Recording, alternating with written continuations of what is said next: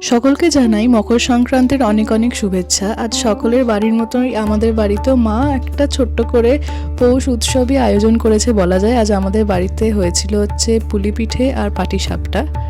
তো এখন তো দুধটা ফোটানো হচ্ছে পুলি পিঠের জন্যে, পায়েস করা হবে। আর ওই সাইডে তৈরি হচ্ছে পাটিসাপটার ব্যাটারটা। আমরা দেখে নাও কীভাবে কি তৈরি হচ্ছে।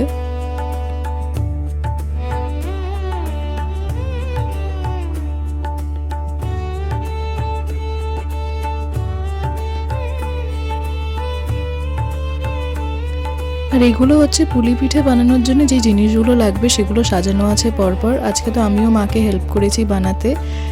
এর মধ্যে ছিল হচ্ছে নারকেলের পুর আর সন্দেশের পুর, দুটোই তো দুটো দিয়েই তৈরি হয়েছে।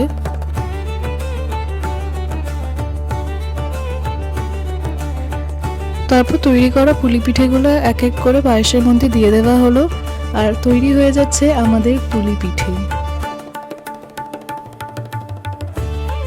তারপর আগে থেকে বানানো ব্যাটারটাকে দিয়ে মা স্টার্ট করে দিল পাটিসাপটা বানানো। পাটিসাপটাটা আমার ফেভারিট, সেটা আমি প্রত্যেক বছর খেতেই খুবই ভালোবাসি। এবারেও তেমনই খেতে ভালো হয়েছে।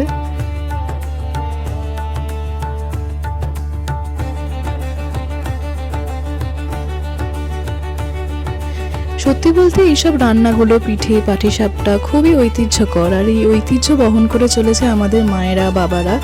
আশা করছি আমরা পরবর্তী জেনারেশনও এই ঐতিহ্য চালিয়ে নিয়ে যেতে পারবো, কারণ কি এত সুন্দর সুন্দর রান্নাগুলোকে হারিয়ে যেতে দেওয়া যাবে না।